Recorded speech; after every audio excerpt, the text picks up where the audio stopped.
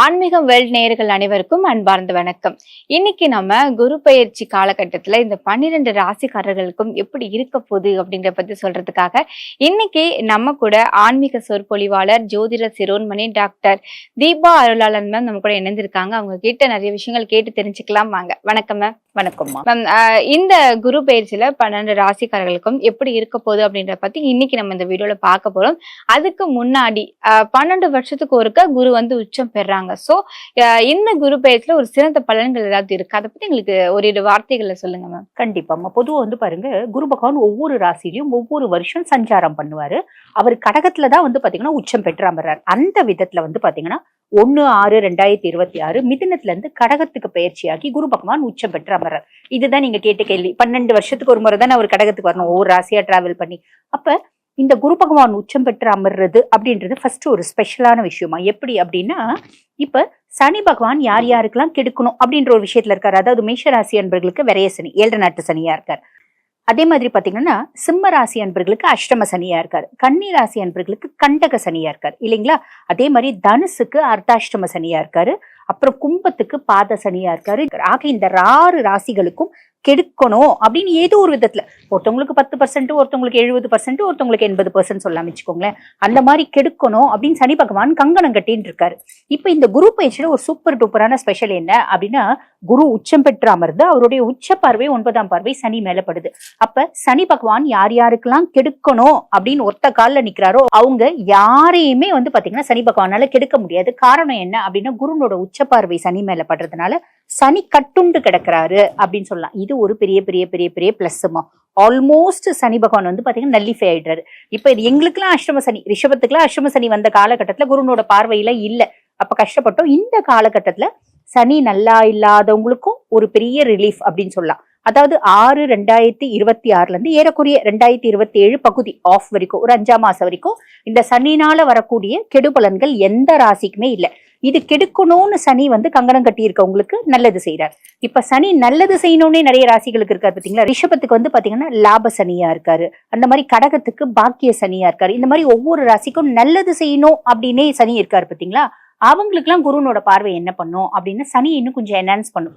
Already நல்லது செய்யணும் அப்படின்ற ஒரு நிலைமையில இருக்க சனி பகவான், பொதுவா சனி வந்து பாத்தீங்கன்னா மந்தன் முடவன், நிதானமா தான் செயல்படுவோம். Slow moving planet. ஒரு ராசில இருந்து இன்னொரு ராசிக்கு போறதுக்கு 2.5 வருஷ காலகட்டம் எடுத்துப்பா. அப்படிப்பட்ட பர்சனாலிட்டி மேல குருனோட பார்வை விழுந்தனால நான் உனக்கு நல்லது செய்யணும்னு முடிவு பண்ணிட்டேன், நிறைய சட்டுன்னு பட்டு நல்லது செய்ய போறேன்.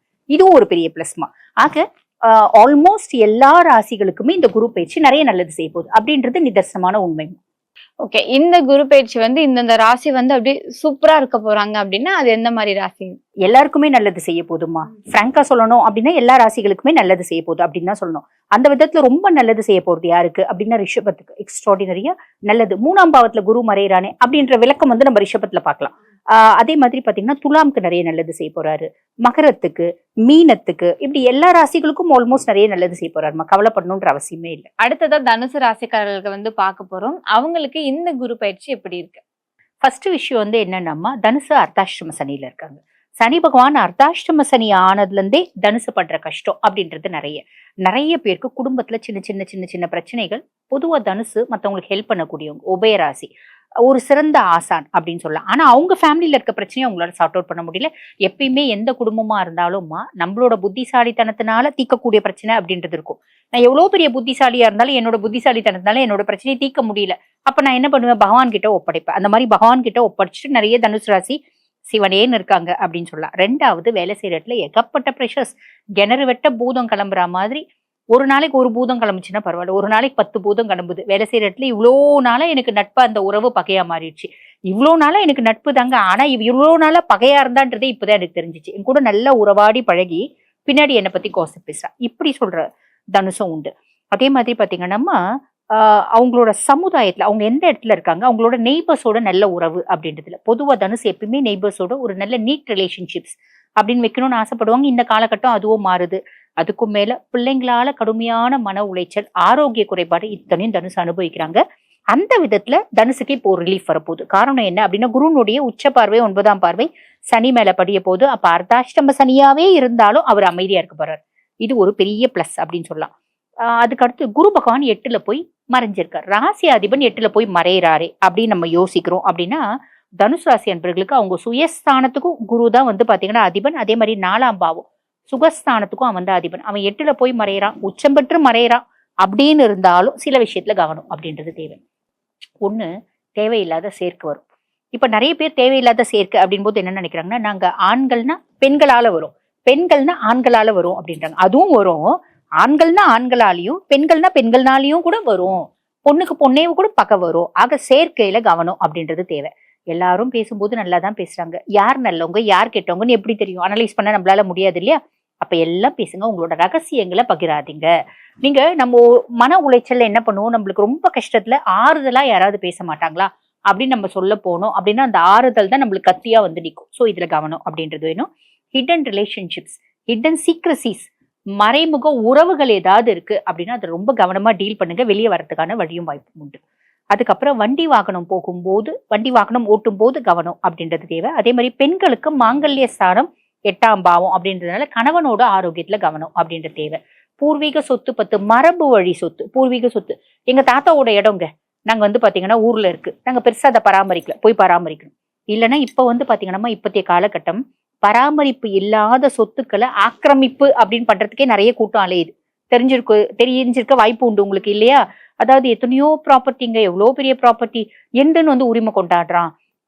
இது வந்து பாத்தீங்கன்னா அவனை ஒண்ணுமே எங்களால பண்ண முடியல, அவனுக்கு பணபலம் இருக்கு பணபலம் இருக்கு, இப்படி எல்லாம் வர்றதுக்கு வழியும் வாய்ப்பும் இருக்கு. ஸோ இந்த விஷயத்துல கவனம் அப்படின்னு வச்சுக்கணுமா. அதே மாதிரி வந்து குருனோட பார்வை எப்பயுமே சுப பார்வை.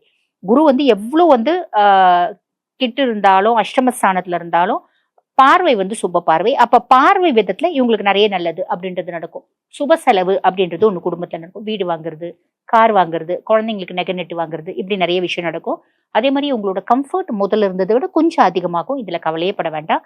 குடும்பத்துல ஏற்படக்கூடிய பெரிய பிரச்சனையை நம்ம ஏதோ 1, 2, 3 நாள் நம்ம சார்ட் அவுட் பண்ணக்கூடிய ஒரு விஷயமும் நம்மளுக்கு வரும். கவலைப்பட வேண்டாம். குடும்பத்துக்கு காசு நடமாட்டோம் அப்படின்றது குடும்பத்துல இருக்கும்மா. Okay ma'am. இவங்க வந்து இந்த விஷயங்கள கொஞ்சம் கவனமா இருக்கணும் அப்படின்னா, நீங்க நிறைய விஷயங்கள் சொல்லியிருந்தீங்க. இருந்தாலும் இந்த விஷயத்துல கொஞ்சம் கவனமா இருக்கணும் அப்படின்னா அது என்ன மாதிரி விஷயங்கள்? ராகு 3ஆம் பாவம்மா. அப்ப என்னோட தைரிய ஸ்தானத்துல, முயற்சி ஸ்தானத்துல ராகு. ஓகேங்களா? முயற்சி ஸ்தானத்துல ராகு, அதே மாதிரி தம்பி தங்கச்சி ஸ்தானத்துல ராகு அப்படின்போது தம்பி தங்கச்சிக்கும் இவங்களுக்குமான ஒரு இடைவெளி அதிகமாகிறதுக்கு வாய்ப்பு உண்டுமா. தம்பி தங்கச்சிக்கு முக்கியமா சகோதரர்களுக்கு உடல் சார்ந்த உபாதைகள் வரத்துக்கு வாய்ப்பு உண்டு. அதே மாதிரி ஒரு விஷயத்த, சம்பந்தமே இல்லாத விஷயத்த, அதுதான் என்னோட வாழ்க்கை, இதுதான் என்னோட ஒரு முயற்சி, இதுதான் என்னோட லைஃப்னோட குறிக்கோள் அப்படின்ற மாதிரி நம்ம முயற்சி செஞ்சு மாட்டிக்கிறதுக்கும் வாய்ப்பு உண்டு. ரொம்ப தெளிவா புரியுற மாதிரி சொல்லணும் அப்படின்னு வச்சுக்கோங்களேன். இளம் வயசு பிள்ளைங்க சம்பந்தமே இல்லாம ஒரு பிள்ளைய லவ் பண்ணும். அந்த பிள்ளை ரொம்ப மட்டமான பிள்ளை, குடும்பத்துக்கு ஒத்து வராது அப்படின்னாலும் இவன் கண்ணுக்கு அது தேவதையா தெரியும். அந்த பொண்ணு தான் எனக்கு வாழ்க்கை, அந்த பொண்ணு இல்லாம நான் இருக்க மாட்டேன் அப்படின்னு பயங்கரமா அந்த பொண்ணு பின்னாடியே சுத்தி குடும்பத்தை அசிங்கப்படுத்தி அப்பா அம்மா பேச்சை கேட்காம இப்படி சமுதாயத்துல அவ பேர் எடுத்து வாழ்க்கையும் கெடுத்து நிற்பான். இந்த மாதிரி ஒரு தப்பான முடிவு, அந்த முடிவுலயே கிளிங் பண்ணி உன் வாழ்க்கையை நீ கெடுத்துக்கிறதுக்கு வழியும் வாய்ப்பும் உண்டு. ஏன்னா ராகு 3 அப்படின் போது ஒரு மாய வலையை ஏற்படுத்துவோம்.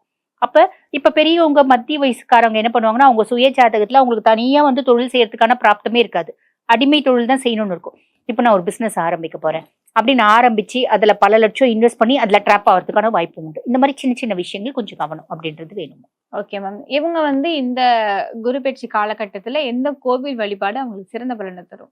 இவங்க வந்து பாத்தீங்கன்னா ஆலங்குடி போயிட்டு குரு பகவானை வழிபாடு பண்ணிட்டு வரணும், சிவனை வழிபாடு பண்ணிட்டு வரணும். அப்படி இல்லை இந்த சென்னை பக்கத்துல இருக்கவங்க இந்த பாடி சரவணா ஸ்டோர்ஸ் இருக்கு பாத்தீங்களாமா, அதுக்கு பின்னாடி திருவலிதாயம் குருஸ்தலம் இருக்கு, திருவலேஸ்வரர் போய் வழிபாடு பண்ணிட்டு, அம்பிகை வழிபாடு பண்ணிட்டு, பரத்வாஜ முனிவர் வழிபாடு பண்ண ஸ்தலம் அது. வெளியே வந்து குரு பகவானுக்கு 2 விளக்கு ஏற்றி குரு பகவானை வழிபாடு பண்ணிட்டு வர்றது நல்லது. நம்ம திருவடிதாயம் குரு பகவானை போய் வழிபாடு பண்ணிட்டு வாங்க அப்படின்னு சொல்றோம்னு வச்சுக்கோங்க, நேரா போவாங்க, குரு பகவானை மட்டும் வழிபாடு பண்ணிட்டு வருவாங்க. குரு பகவான் ஈசனோட முன்னிலையில தான் வந்து பாத்தீங்கன்னா அமர்ந்திருக்கார். எல்லா கோள்களும் ஈசனோட காலடியில. அப்ப நீ சிவனை வழிபாடு பண்ணாம குரு பகவானை வழிபாடு பண்ணக்கூடாது. சிவனை வழிபாடு பண்ணிட்டு, அம்பிகையை வழிபாடு பண்ணிட்டு, குரு பகவானை வழிபாடு பண்ணிட்டு வர்றது நிறைய நற்பலன்களை கொடுக்குமா. Okay ma'am.